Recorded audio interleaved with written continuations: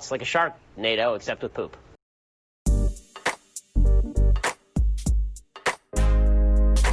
This is an island surrounded by water, big water, ocean water.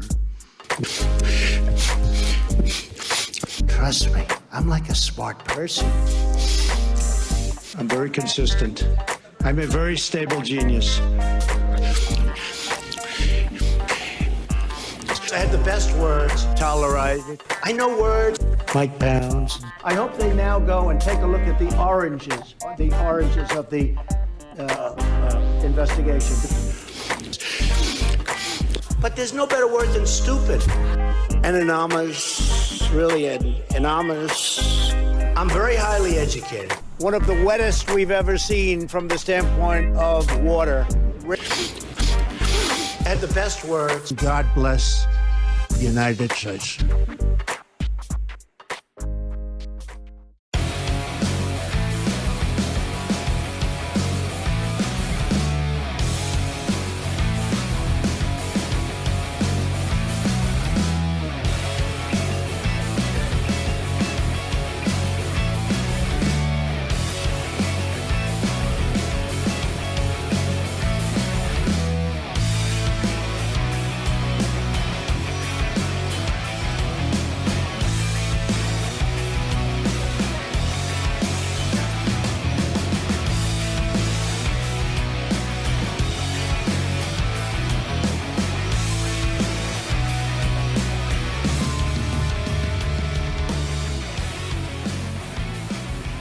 Hey everybody, you know what time it is. Time for Around the Nation. It's Friday. Oh, TGIF. Let's just say that. What a long ass week. But we are just about through with it, and getting ever so close to getting through with Donald Trump. Oh my god. Yeah, okay. Finally. Ladies and gentlemen, we got him. I mean, we technically got him before, but you know, we got him again today. There's actually just a call, so the last two states have come in. We'll get to that story, that little update. But that's I mean, it's over. It's been over, but it is now over. It is now OVAH over. We are over it as a country. We are over Donald Trump. So, oh, by the way, you also know that it's Friday the 13th. Yeah. So, some just got murdered today. Oh, right. It's Donald Trump. Not literally, of course, but all right. So again, let me go and oh, thank you for the tier 1 sub, by the way, Dragon Squad First Class. Appreciate it. Over on Twitch. Love those little notifications, little pop-ups. Those are great. Trump only lost by over 5 million. He can still pull it out. I love you guys and gals. So before I get into the stories, please like and share the stream. Very important that you do so. It helps us out. As always, helps the show, helps us get better, helps continue, especially in these times. So that said, let's do it. Let's do the update here. All right. No. Oh, you know what? Let me just put that up here like that. Trump's sad. Very sad. Baby. All right.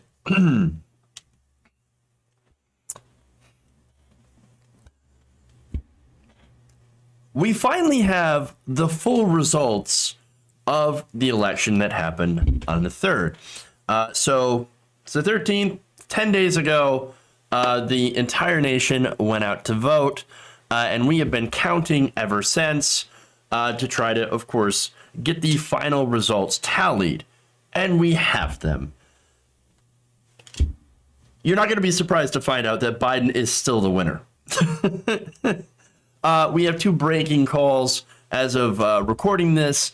Donald Trump has won South Carolina. the final tally, and Joe Biden has picked up Georgia. So that's actually good news, considering we've got a couple of runoff races that will be happening very soon. And so those runoffs, very interesting. So that will control, of course, the Senate, control of the Senate. And that and really control of the Senate is very, very important, especially when you're considering a stimulus proposal, for example, to deal with COVID, as well as a lot of other really, really important things. You've got, for example, confirming justices, cabinet members, et cetera, et cetera, et cetera. And so, look, this is a good news. This is a good sign for Georgia. So maybe those special elections, we've got those runoff elections, we've got Raphael Warnock, of course, and John Ossoff. Those two Democrats will determine if the Senate gets flipped blue. So, all right. Anyway, more stuff, right? And so this is really kind of calling it's over for Trump. And we've known that for a while, but for some reason, Donald Trump does not seem to know that yet. But here is more indisputable. And by the way, indisputable facts. Okay. Donald Trump doesn't know this. And a lot of his fans don't seem to know it either. But again, here's some indisputable facts, right? Biden has 306 electoral votes. That's it. Donald Trump ends with 232. That's all the states have been called. Electoral college massively going to Biden, as well as, of course, over 5 million votes. The popular vote went to Biden as well. And so it's over. Those are insurmountable for Donald Trump. He's not going to be able to win this. And not only that, you have the Arizona lawsuit, right? Donald Trump has tried to overturn the results in Arizona. That has ended. President Trump has stopped that lawsuit. He has pulled out. Not only that, but he has abandoned his voter fraud hotline. We're not doing that anymore. That's probably because he got, the prank, he got pranked. And that's great. That's awesome. And then he also told Geraldo that he will do the right thing. Hopefully the right thing means that he will, oversee a peaceful transition of power on January 20th. Although I'm going to talk about that in more detail in another segment. That said, we also have a law firm that is representing Donald Trump in one of his lawsuits, Porter Wright. They have abandoned his legal challenge in Pennsylvania. We'll have more details on that later. According to the New York Times, the law firm said in a federal court filing that plaintiffs and Porter Wright have reached a mutual agreement that plaintiffs will be best served if Porter Wright withdraws. And so this is the same law firm, of course, where the lawyers were starting to get a little bit embarrassed because these alleged voter fraud lawsuits, every time they go to court, they're asked to present evidence that they don't have. And so they're basically embarrassing these lawyers, because they can't lie under oath, because that means that they have committed a federal crime. And so they can't go and repeat Fox News talking points to say, there's fraud everywhere, without actually being able to prove it. And so there's that. And then there's more. Pennsylvania has decided that they will not do an election recount. And then in Michigan, a judge has rejected yet another Republican lawsuit over the election. And this is Wayne County Judge Timothy Kenny. And basically what he has done is he has denied a motion from Republican challengers to halt the certification of Detroit election results. That's Wayne County. That's a massive amount of votes, ballots. And that's basically one of the big areas that had Michigan go towards Joe Biden. So it was very, very important for the Trump campaign to try to stop the certification of these results. Michigan, of course, was one way of a pretty thin margin, but went to Biden, and therefore a really big part of his victory as well. In fact, here in that ruling, they said the plaintiffs' affiants did not have a full understanding of the TCF absentee ballot tabulation. Judge Kenny had denied all motions including one for an independent audit, and said that the interpretation of events brought forward by the plaintiffs were, quote, incorrect and not credible. And what was the situation brought forward by the plaintiffs? Those who submitted affidavits had questioned ballot transportation. So, we think that, there was something shady going on, when you were bringing these ballots to the place to get counted. And so there could be fraud there. They could be improperly marking ballots. But again, there's no evidence of that.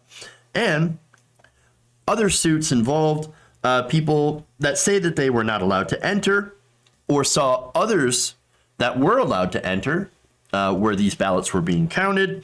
Although the individuals have claimed that they were not allowed to enter because those poll watchers, which, by the way, belonged to both parties, they already had enough of them in the room. There were too many.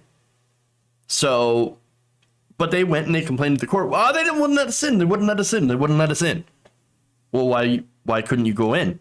Because the room was at capacity.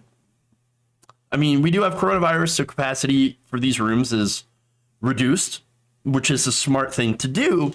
You can't have like this room packed full of people. But they did have people. They had representatives from both parties, Republicans, Democrats, watching the polls or watching the ballots.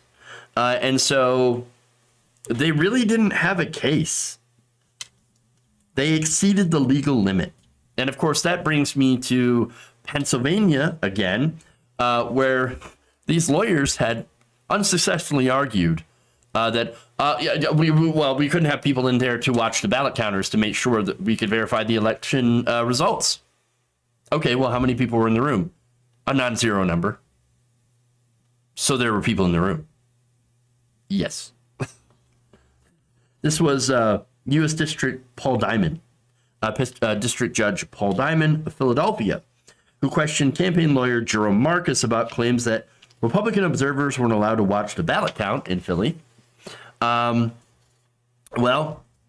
under questioning, Marcus conceded that there was again, non-zero number of people in the room. Diamond responded by saying, "I'm sorry then, what's your problem?" Oh, well, my problem is that the count is going towards Joe Biden and not Donald Trump. The problem is that we're not winning. There's not a lot of winning going on here. There seems to be a lot of losing. Not good. Not good for us. No, get over it. Like, you didn't win. You didn't win. Sometimes that happens. I know. Even to people who claim to be winners in life, sometimes lose. Look, those are the updates. Again, it is indisputable that Donald Trump has lost this election. Now, the only question is, will he really commit to a peaceful transition of power or not? Or are we going to have to drag him out of the White House kicking and screaming? I mean, that is the question. And we're going to eventually find the answer. All right. Moving on. Let's go to the next story here.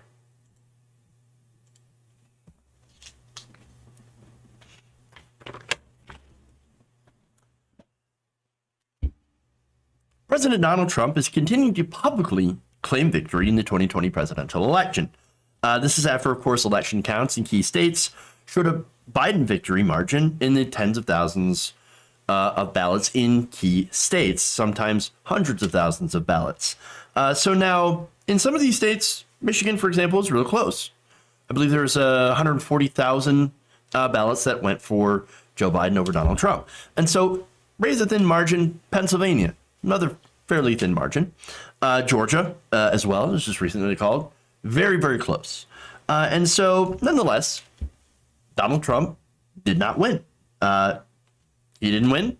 Joe Biden did. And yet, Trump doesn't like that.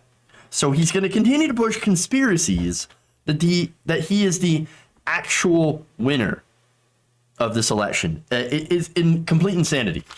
So let me give you an example of those. Now, this morning, he said, must see Sean Hannity take down the horrible, inaccurate, and anything but secure Dominion voting system which is used in states where tens of thousands of votes were stolen from us and given to Biden. Likewise, the great Lou Dobbs has a confirming and powerful piece. Ah, yes, the arbiters of truth, Sean Hannity and Lou fucking Dobbs. Great. But look at the implication. Okay, this is an outright, not just an implication, this is an outright declaration that I think Biden stole the election, stole the votes. It's right there. Right there. It's not just voter fraud. No. The Biden campaign using these machines stole the votes. They stole them and gave them to Biden. Oh, my God. But wait, this is an unprecedented claim, okay? Not even Hillary Clinton made any sort of claim like that. She didn't make those allegations, right? She said that people were influenced to vote for Donald Trump as a result of foreign actors on social media. She never said the votes were straight up stolen. This is, again, unprecedented, right? And yet here he is demanding that the states that he had lost with the legal counting of ballots, which is now complete, he instead is saying, no, I think that I won those. Really? Here's his tweet. These states in question should immediately be put in the Trump win column. Biden did not win. He lost by a lot. Dude, no. The final electoral college count, Biden's at 302. I'm sorry, let me double check that. he said, I'm sorry, 306 to 232. That's not a win for Trump. And also, Biden got the popular vote by over 5 million votes. You lost, dude. It's over. It's over. Give it up. But he's not. Donald Trump is out there literally undermining trust in our electoral process. I mean, now, that process, I can tell you, has some issues. Again, the Electoral College, not in favor of that, all right? But as far as the voting system, right? Okay, are there problems with voting machines? Sure. Can they be hacked? Absolutely. Are there errors? Of course. Is there human errors? Of course. But that's different than saying that the votes were stolen. Not just a few, but millions lost and stolen. Again, another tweet on this. Report, Dominion deleted 2.7 million Trump votes nationwide. The president wrote on Twitter, data analysis finds 221,000 of Pennsylvania votes to switch from Trump to Biden. 941,000 Trump votes deleted. States using Dominion voting system switched 435,000 votes from Trump to Biden. All of that is completely unsubstantiated. I mean, these are extraordinary claims. And extraordinary claims require extraordinary evidence. Evidence that Trump's lawyers had ample time to present in court, but they didn't. When asked by the judges, do you have any evidence to back up these claims of voter fraud? He said no. We don't have it.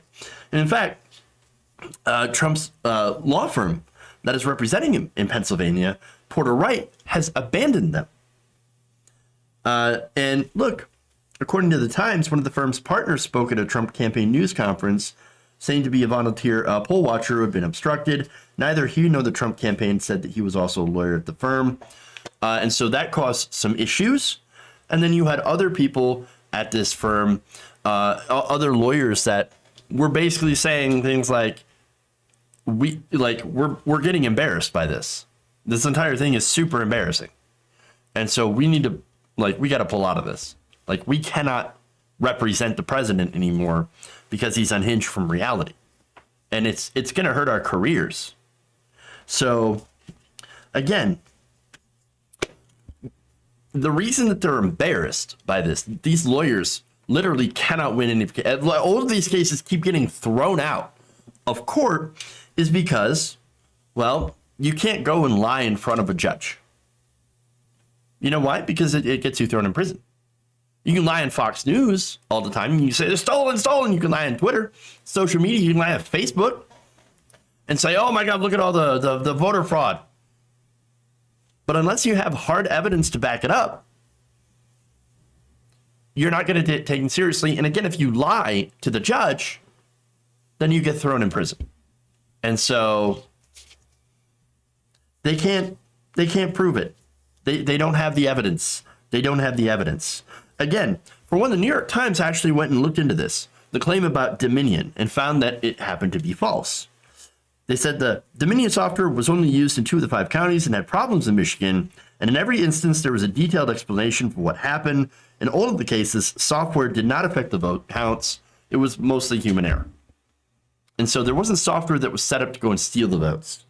Not only that, but top committee officials made up from the Cybersecurity and Infrastructure Security Agency and its election partners said that this election was, quote, the most secure election in American history. So, yeah, no votes being stolen. In fact, the GCC Executive Committee said in a statement, quote, there is no evidence that any voting system or deleted or lost votes, changed votes, or was in any way compromised. There it is. They've got nothing. They've got nothing. Insanity, lunacy, what we're seeing from the president. And yet, this is unfortunately our reality. We have a sitting president that so far is openly refusing to concede in an election that he lost fair and square. It's not just bad sportsmanship, though.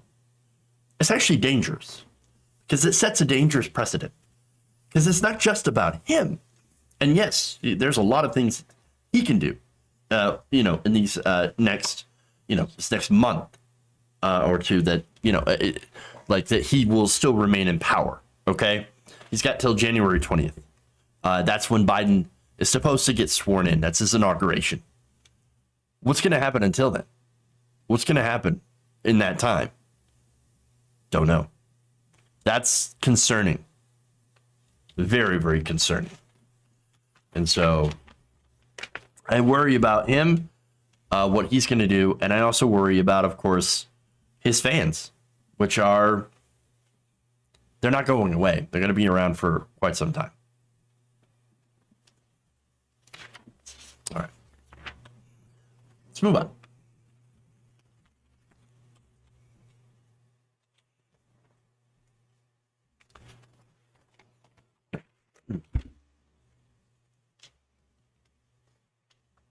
There is one successful court case, though. I do want to talk about that.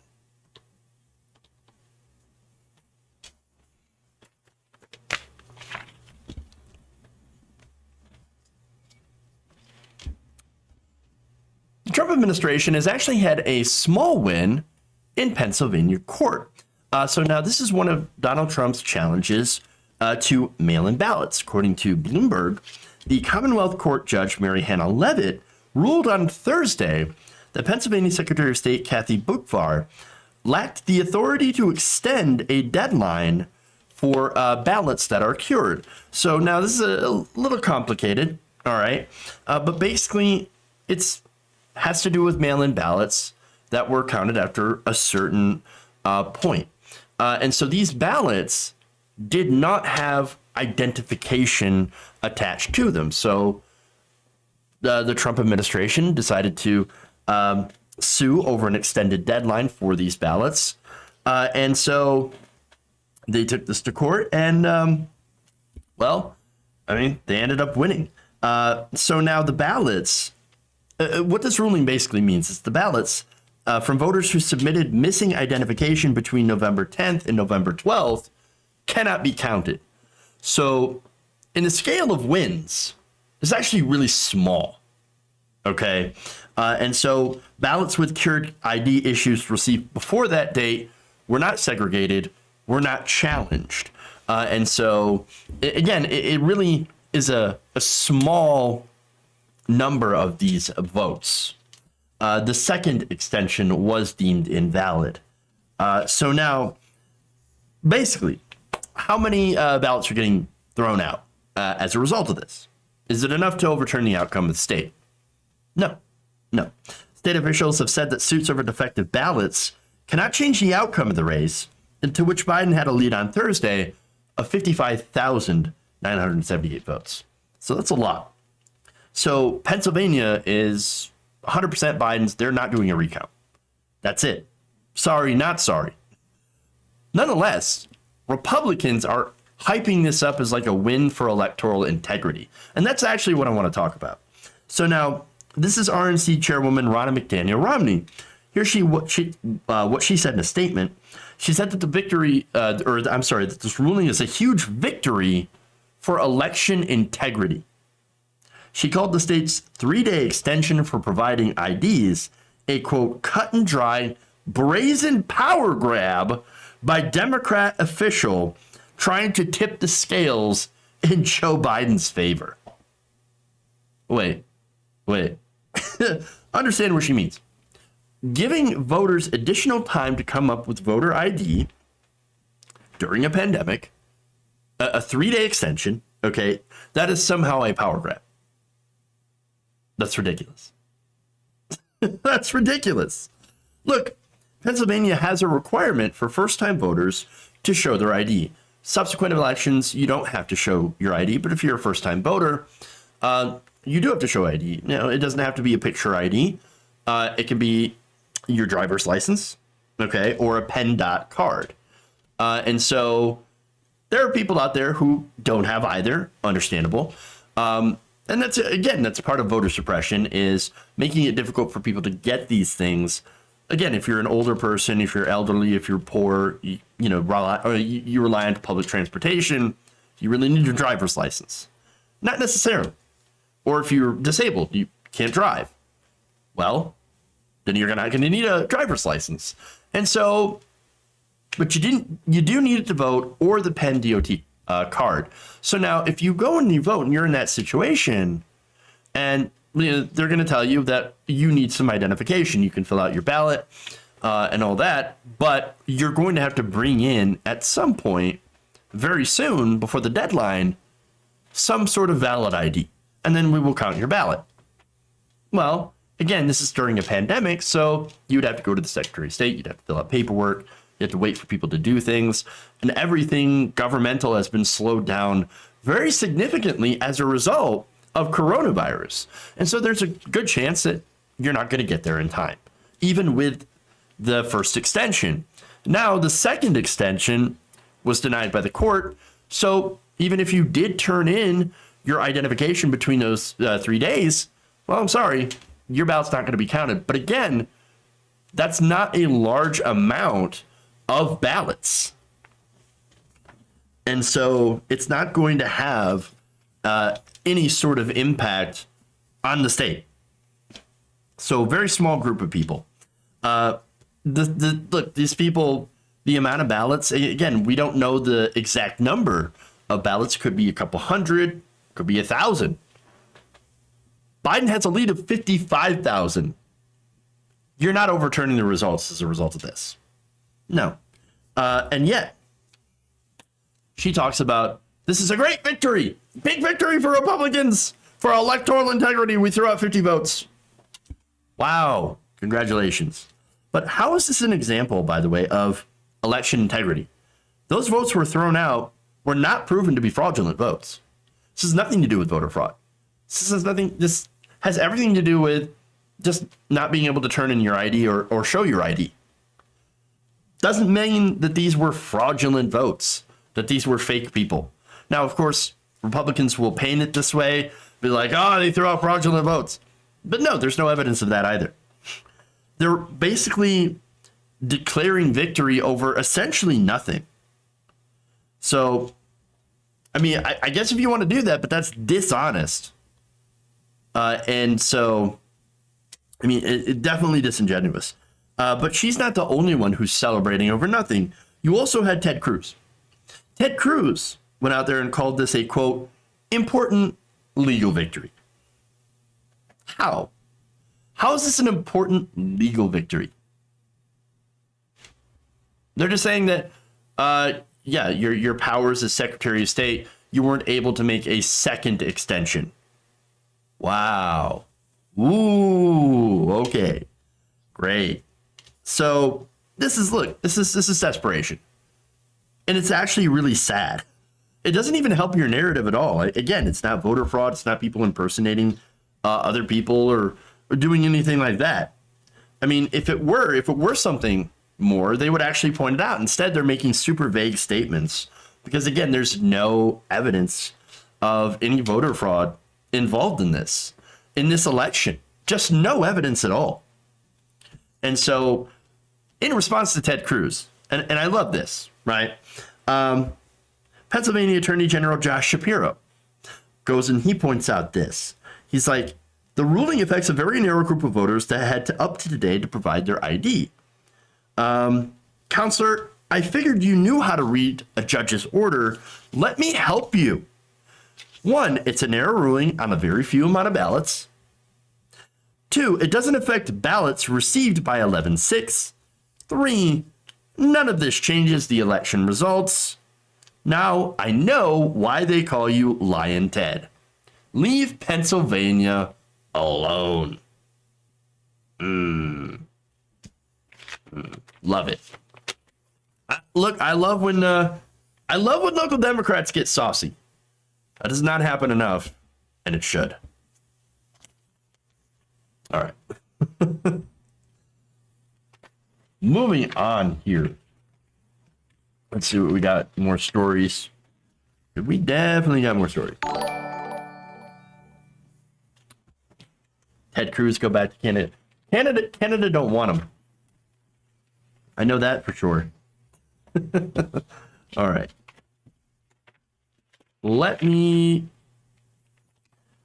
Here we go. Okay. I am so goddamn disorganized today. Yeah, they had to win something. Exactly. Great comments, by the way. We'll do one more and then we'll head towards a quick break.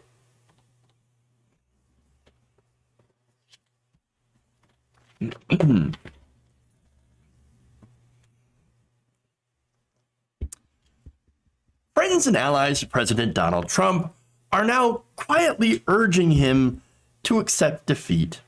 Now, Donald Trump, of course, is holding on to some very unfounded conspiracy theories involving voter fraud, backdating ballots, voting machine stealing, or deleting his votes. And, well, none of that has been proven to be true. And so his friends and family are trying to gently break him the bad news that he's just not going to win this. According to Mediaite, last Saturday, the same day that the 2020 race was officially called for Biden by all the networks, Trump supporter Hugh Hewitt wrote an article in the Washington Post titled this, "On to Georgia, and for Trump, it may be on to 2024. Meaning, you're done. You're done, sir. In the nicest way possible, because of course you don't want to upset the baby. All right, there's more. Other conservatives came out. For example, you had the sentient block of ham known as Karl Rove. He came out and he wrote an op-ed in the Wall Street Journal that said, the election results will not be overturned. That was yesterday. Hours later, the LA Review Journal, owned by Sheldon Adelson, a big giant backer of Donald Trump, published an unsigned editorial saying that Trump just seeks to delay the inevitable through his ridiculous court challenges. And then, on Wednesday, Geraldo Rivera, good old Geraldo, posted this tweet. Dear Donald Trump, my honored friend, you fought an incredible battle versus all odds and the curse of an insidious disease, I guess meaning coronavirus. You battled the backstabbers and our enemies and remade the world in peace and prosperity. You came so close. Time coming soon to say goodbye with grace and dignity. You got so far. You came so far. And, I can't even remember the lyrics now. In the end, it didn't even matter, though. Okay. Boy, did I botch that. All right. Anyway. Grace and dignity, guys. Do you think Donald Trump is going to walk away with grace and dignity? Of course not. No. Baby. And it's super hilarious, too, because Again, there's nothing dignified about the way that Donald Trump is handling this. He's still crying about fraud. He's like, oh, there's so much fraud. I voted fraud everywhere. Sure. Show us on the doll where voter fraud touched you. I didn't lose. I won by a lot. No, you didn't. No, you didn't. Again, these are things that he has openly said and openly tweeted. He is not accepting this loss with any sort of grace or dignity or anything. He's just not accepting the loss. And that's despite the members of his inner circle saying, it's over. Pack it up. Donnie, time to go home. Last week, for example, Jared Kushner and Melania Trump advised him to come to terms with Biden's victory. Now, look, there's two different narratives coming out about Trump from this. And it really depends on who you listen to, where you go, right? For one of the narratives is, well, Trump knows he lost, and he's just trying to stretch out these court challenges in order to continue to appear tough and to set himself up for example, creating his own network to challenge Fox News. And so he's going to poach, the idea is that he's going to poach a bunch of talent from Fox News talent, basically people who unabashedly lie in favor of him. Judge Janine, who coincidentally no longer has a show on Fox News, but Sean Hannity, Tucker Carlson, all those people, he's thinking about snatching them from Fox News, bringing it over to like the Trump network, okay? Which is going to fail just about as hard as Trump Steaks or the Trump airline, crash and burn, Trump TV. So that's the thought, right? So he's just fighting it so that he could say, I went down with glory to my last breath, right? And I fought these legal challenges. Then there's the other narrative, which I subscribe to, is that he's so dumb he doesn't believe he lost. Look, I don't think his brain can compute. He's a narcissist. He is such a narcissist, and he is so wrapped up in these conspiracy theories that he doesn't believe that a loss is conceivable. Couldn't have happened. No way. There's no way people wouldn't vote for me. No, were you kidding me? Everybody tells me, the Fox News comes and tells me that, I'm the voice of the silent generation, and that everybody in this country loves me. And the people who don't love me, well, they're just angry Democrats. And they're very, very small amount of the population. Everybody loves me. Everybody loves me. Now, before you think that, no way. No. This is a man that I believe has no self-awareness and is obsessed with watching cable news. And he only thinks that people don't like him because they're jealous or because they're losers and they're sad. Now, he's also not very bright. Addled with age.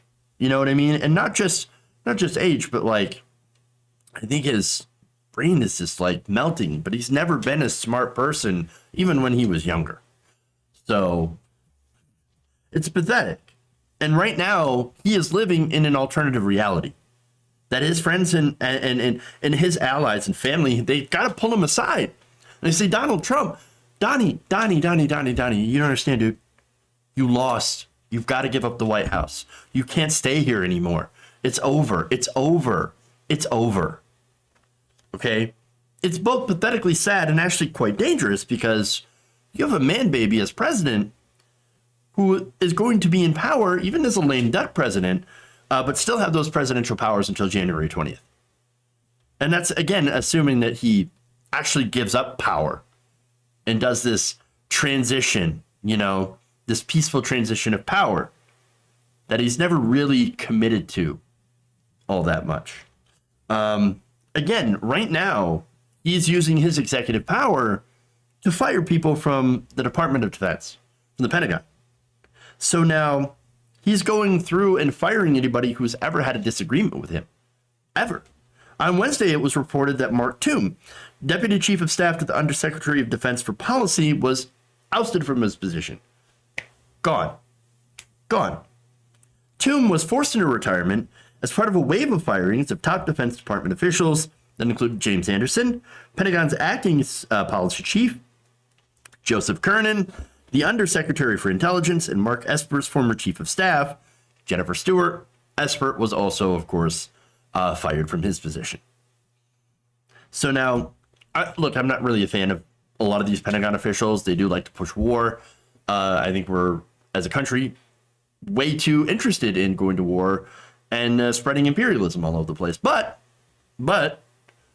also you might want to watch when they fire a bunch of career officials and replace them with people like, for example, Brigadier General Anthony Tata, who is a former Fox News contributor, who was first offered a job earlier in the administration.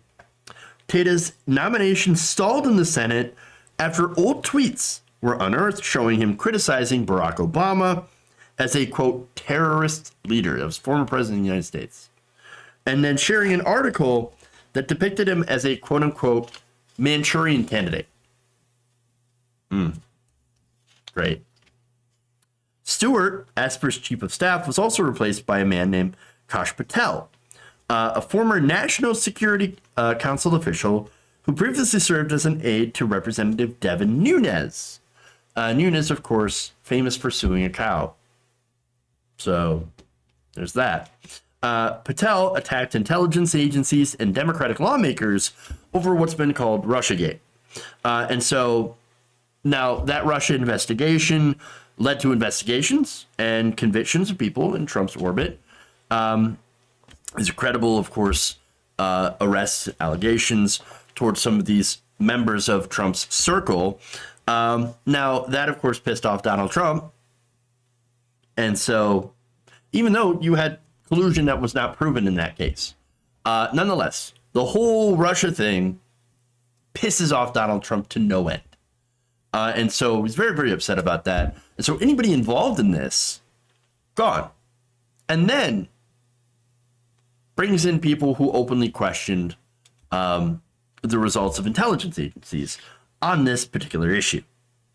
So what he's been doing is stacking the Pentagon with loyalists in a lame duck session, which is not generally something that you do if you plan on accepting the results of the election, especially if those results are unfavorable to you.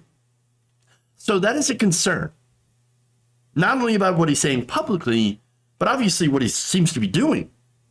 And I'm afraid that unless everyone starts urging him to step down, everyone, and that means his entire family and all of his allies, well, then it might soon be too late to stop him from trying to take power and to keep power. And so I am very, very concerned about this. I just hope that, it doesn't come to the worst case scenario. Let me tell you what, I think me and a lot of other people are going to be having a very big sense of relief on January 20th if he does decide to peacefully transfer power like he should. So, all right. I'm going to take a break. We're going to come back. We've got Rand Paul saying ridiculous things as only Rand Paul can. So we're going to come back with that story. Stay right here. I'll read some donations and all that. Thank some patrons, all that stuff. Stay right here around the nation.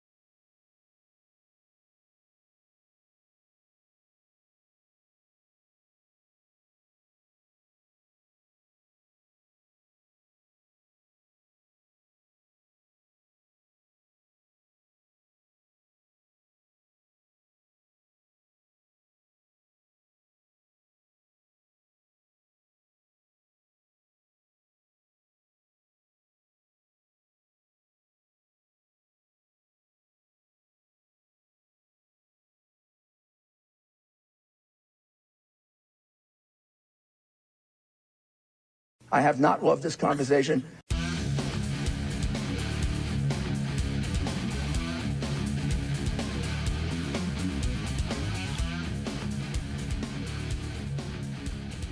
Welcome back to the show. Run the Nation right here, Wildlife Nation. Jeff Waldorf here with you. All right, so I want to give a shout out to a channel member here, Victoria Seeley. You can sign up to become a channel member by hitting the join button below. Also, patrons, I want to thank new patron Sandy Jones. So thank you for signing up. You can go to patreon.com/Jeff Waldorf to sign up to support independent progressive media. All right, so we've also got some super chats that I want to check out here. You should have had that ready to hold on. All right. Fail. I had them up and now I do not. Oh, here we go. All right. Goku Just Saying says, Jason made it to the White House, but turned around when he saw the Cheeto in his PJs. Happy Friday the 13th. Oh, that's funny. Thank you for the super stickers, Manuel Fernandez. And Star Trek says, yesterday I said Georgia hand count was helping the Republicans. Wrong. Thanks for correcting me. My brain was on standby. Hand count was very good. Look, I wasn't at all worried about the hand counts. Like, yeah, it's going to fall where it's going to fall. And so it just so happens that Georgia ended up being delivered to Joe Biden, which is great. Even if it hadn't been, Joe Biden still would have won. So there's that. All right. Yeah, we're doing it live. Damn straight. So let's go to Rand Paul.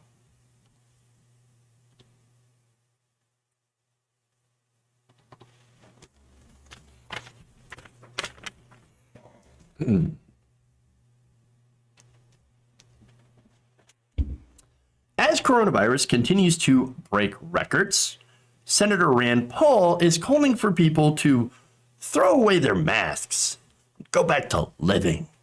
Take a look. But the other thing is we have 11 million people in our country who have already had COVID. We should tell them to celebrate. We should tell them to throw away their masks, go to restaurants, live again, because these people are now immune. But Dr. Fauci doesn't want to admit to any of that. Dr. Fauci's like, oh, woe is me, until the election occurs, and now maybe he'll be changing his attitude. Oh, so that's classy. He's going after Dr. Fauci and saying, oh, man, no, he's spreading misinformation by saying, well, you can't get reinfected. No, so toss away your masks, everyone. Go to eat in the restaurants. Please live again. But, okay, first of all, Rand Paul's a fucking moron. He just is. All right. I think we can all establish that as a fact. But Jeff, you don't understand, he's a doctor. He must know what he's talking about, right? The guy's an optometrist. He's not a viral infectious disease expert. That's like saying a scientist who studies astronomical phenomena will know just as much as about theoretical particle physics as somebody who studied quantum mechanics. No, it's not the same. It's not the same. It's not the same. And so Rand Paul, he's got no idea what he's talking about. And again, this is a guy who already had COVID. He literally thinks he's going to go out there and not get COVID again. Just watch, he'll get COVID again. So that said, public health experts have said that there exists no evidence yet, this is the facts, to suggest that people who have contracted the virus are now immune to reinfection indefinitely or cannot spread it to anyone else. The CDC released their updated guidance that said, this is on October 27th, experts are still learning more about COVID-19. Current research suggests that reinfection is rare, but the CDC states that some coronavirus reinfections are expected. And so the agency still says wear a mask, do social distancing, wash your hands. Doesn't say throw away your masks. No, it says wear your mask. Those are the actual experts when it comes to coronavirus. He is not an expert. oh, but he had coronavirus. No, makes it. No, it doesn't. No, it doesn't. That's not how it works. Okay. Rand Paul's comments are irresponsible, deeply irresponsible, especially as we head into the worst period of coronavirus infections that we've had. On Thursday, we had over 152,000 new infections in the country. That's a record. That's a record. I mean, we're getting worse every single day. We have hospitals that are overflowing with people, with patients. We are running out of beds. We're running out of refrigerated morgue trucks. Okay? And yet this dumbass is out there telling people who could still be infectious or could still get it again to go ahead and ditch their mask and go out to eat. Which, again, this does not sit well with people in the medical community. In fact, here is MSNBC, Vin Gupta on MSNBC saying this. Take a look. I don't know why he would say that. For your viewers out there, to correct misinformation, there is no evidence that if you've been infected with COVID-19 that you're immune from reinfection for any period of time. We have a 25-year-old in Nevada, otherwise healthy, within 6 weeks of his first infection, got reinfected, had more severe symptoms the second time around. So that is shameful on the part of Senator Rand Paul. Shameful indeed. And he's right. Again, Rand Paul's one of these dipshits that is out there calling for herd immunity. Herd immunity, again, for one, you can't get to herd immunity without a vaccine or without killing millions of people, because that's what will likely happen if we continue to try to move towards herd immunity. It doesn't work. And besides, we don't have the facts. We don't have evidence that you can't get reinfected. There's just not enough evidence to say that we are immune. Okay? But does Rand Paul give a shit about facts? No. And that's the thing. He's a dumbass conservative libertarian. All he cares about is corporations. He says, ditch your mask and go out to eat. I can't help but think, and maybe this is a poor comparison, right? But I can't help think of George W. Bush, after 9/11, as we're gearing up to go to war with, another country, and then another country after that. Go shopping. Spend some money. Consume. Capitalism requires that you continue to consume. We cannot put a stop to it no matter what. And this is exactly what we're doing during a pandemic. All the Republicans want to do is help corporations and say, well, you have to go out and spend. You have to go and do this. We're not going to give you extra money. You got to go out there and work and then consume and get back to normal as soon as possible. We will not have any more stimulus. We will not give you any more money. We will not help you whatsoever. We must continue to turn the wheels of capitalism so that the stock market continues to stay high. That's all we care about. The only reason that they did stimulus in the first place is to make sure that there was a transfer of wealth over to the top 1%. To justify that transfer by allowing some policy that helps the poor and middle class and people who are out of work survive. Nothing more. And that's why, of course, you can't count on Mitch McConnell, the Senate, in Republican hands to do anything about coronavirus, to pass another stimulus bill. Look, I've been reading articles about Mitch McConnell and his plans. He's going to push another $500 billion skinny bill. That's it. It's going to be full of corporate welfare and nothing else.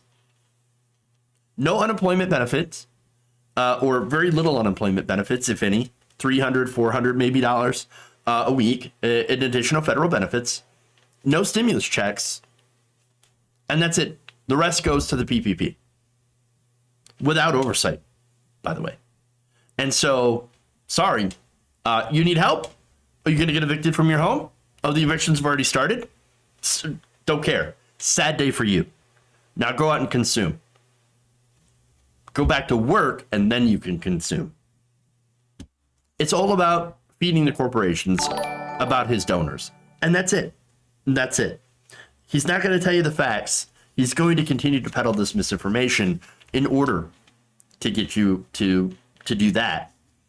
Instead of what we really need to do, we need a short lockdown. I know it sucks. We need a short lockdown, 4 to 6 weeks, and we need to make sure that we have money going towards families in order to weather the crisis. And then national mask mandates and social distancing requirements. And that's it.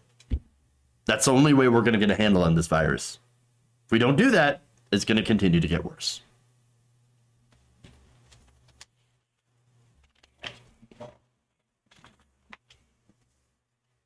All right. One more here.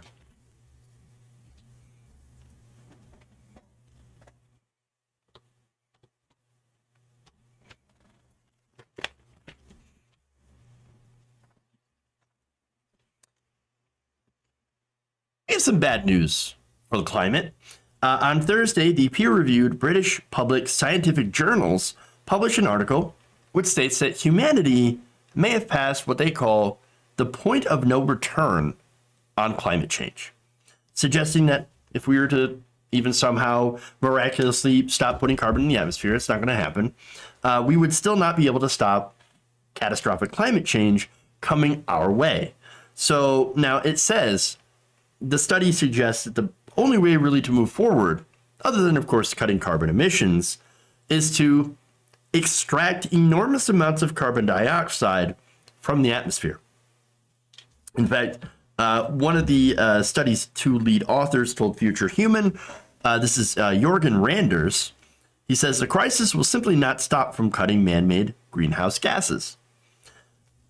That doesn't mean that we, of course, shouldn't not, cut emissions, but according to Randers, that's not going to be the only thing. We actually have to remove carbon from the atmosphere now. Humanity, stressed Randers, should accelerate its effort to cut greenhouse gas emissions and start developing the technologies for large-scale removal of greenhouse gases from the atmosphere. And so, again, the study suggests that we are past that point of no return. So what exactly does that mean? Let's kind of parse that out a little bit. The researchers describe a threshold which, once surpassed, will fundamentally change the dynamics of the climate system, including by triggering irreversible processes like melting of the permafrost, drying of the rainforests, and acidification of the oceans, of which, of course, we're starting to see. So now the researchers used a computer model to arrive at this result called Eskimo to simulate outcomes from various levels of CO2 reductions until the year 2500. They concluded that even an immediate reduction to zero greenhouse gas emissions would result in a 3 °C rise in global temperatures by 2500. Now, that's a long time, right? But understand, too, climate operates on a very long time scale. That said, they didn't just look at 2500. They actually looked at immediate results, too, using a more realistic simulation model in which carbon emissions peak in the 2030s and then decline by zero by the turn of the next century.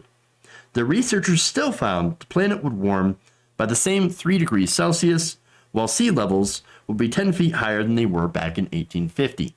Now, again, that is a really rapid change in the climate.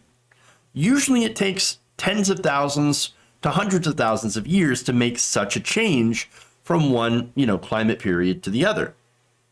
Except that we are making this change in hundreds of years versus tens of thousands. And so that is very concerning. That is the evidence that humans are impacting the climate in a very big way. And by humans, generally, it's human corporations, which are responsible for about 70% of the total emissions in the world. And so they're responsible, just 100 corporations are responsible for 70% of the emissions in the world. It's insane. Now, as far as the results of this, right?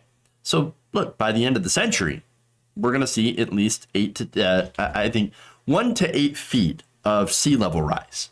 Now, I understand that it's a big variability, right? But even like 1 foot can flood a lot of coastal areas. And so, look, even a few inches on your floor, right? On your street.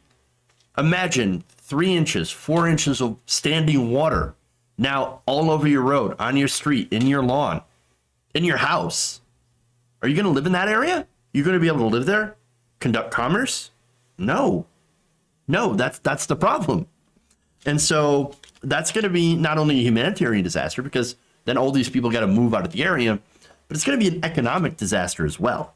I mean, imagine just 6-7 inches of standing water in the streets of New York City. Well, that means that people have got to move out of New York City. Gone. You got to go and you got to come inward to a place that is not flooded anymore. And so imagine all those millions of people going inward into the interior of the country.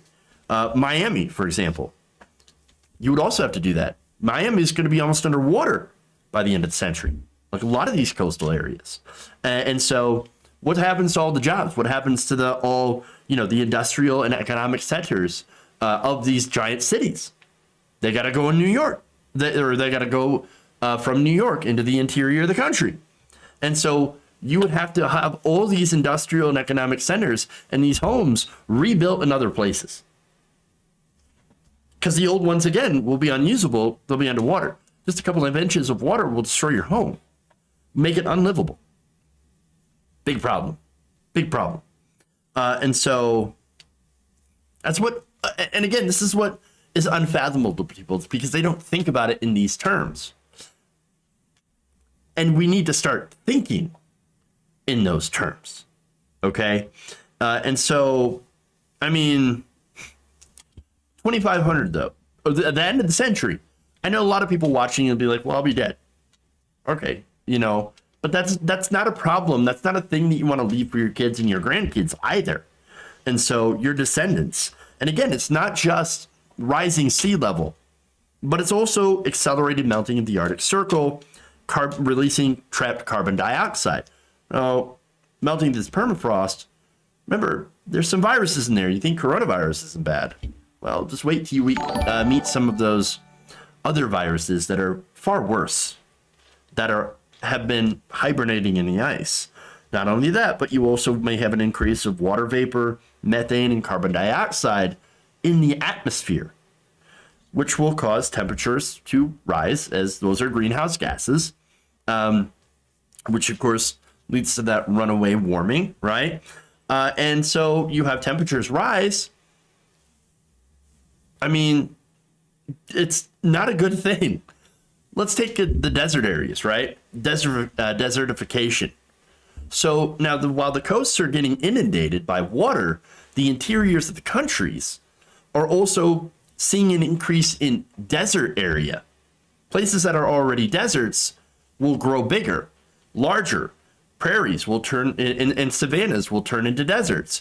Forested areas will turn into savannas. And you'll have all this just gigantic amount of change in the areas where people live, where they can grow food, where they can build civilization. And so it's a big problem. That is a big problem. And so we've seen it coming too. We've been watching this happen. For a long time. We've been looking at the effects of putting all this greenhouse gases in our atmosphere. Look, even back in the 1950s, you had ExxonMobil scientists coming and saying, there's a real problem here. Look at the rates of how much it's warming since the start of the Industrial Revolution. These are big problems. We need to do something about this. And yet, what did ExxonMobil do? What did these companies do? They decided to ignore it and to try to muddy the waters. And now it appears that we're too late to just get by with cutting emissions.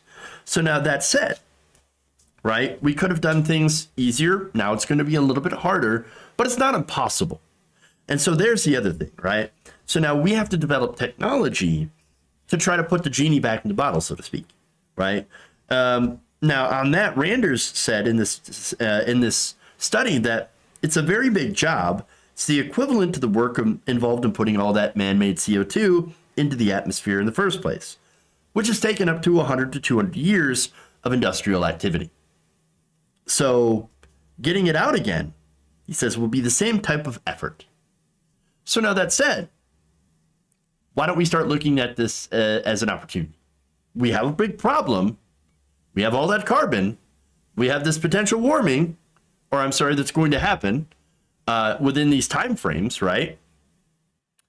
And so why don't we look at solutions to that as a way to help our economy? And so basically researching this technology, building this carbon capture technology and maintaining it, that means jobs. That means economic activity. And so the only problem is political will, as always, right? Now understand that these solutions will involve public and private money. And again, that does mean increased spending by governments, which will play a very large role in this, but also potential benefits for corporations. Yes, I know. And you know what? That's not going to be a bad thing if you actually have carbon capture and sequestration technology that works. Right now, it's a mess, and we don't have this, set up to where we can do this effectively. That is something that now we're going to have to look at.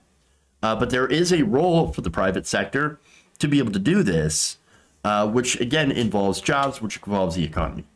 And so that's not only the only issue, though.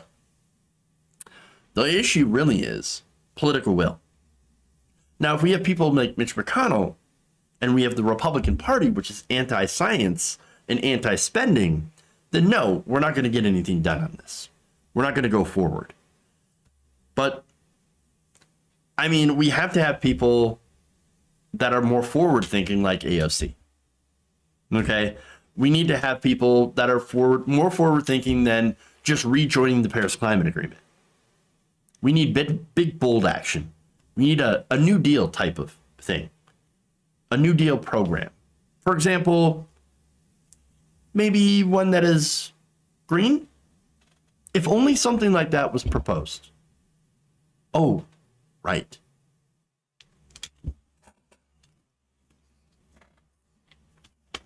Green New Deal. We have the plans. Let's actually do something about this. Not just, not for our benefit, obviously, because we won't be alive, but for everyone else's. All right. All right, that's it. I am out of stories, and so I'm massively over time as well. So thank you for going around the nation with me today. Please like and share the stream if you haven't already. Thanks to those who have subscribed. That's super awesome. Much, much appreciated. And I appreciate all of you. So thank you all. I like this comment here. Let's call it the USA Patriots Plan for Awesome. Yes. Sounds great. The right isn't the only one that can come up with these kinds of names. All right. So have a great weekend. Please stay safe. Mask up, as always. And hopefully we'll see you back here on Monday. Enjoy your weekend. Love you guys. Remember, change begins with you. Night Nation. See you later.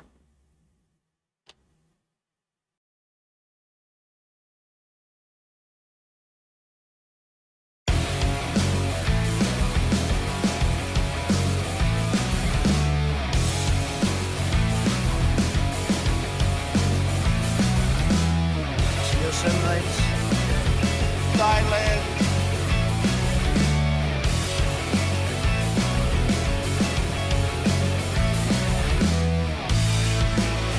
I like my meat tight. Tighten up my meat.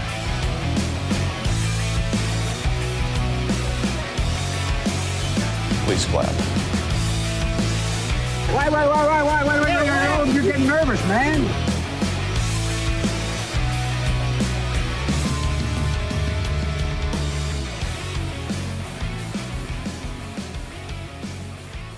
You're kicking me out the door. You're kicking me out the door.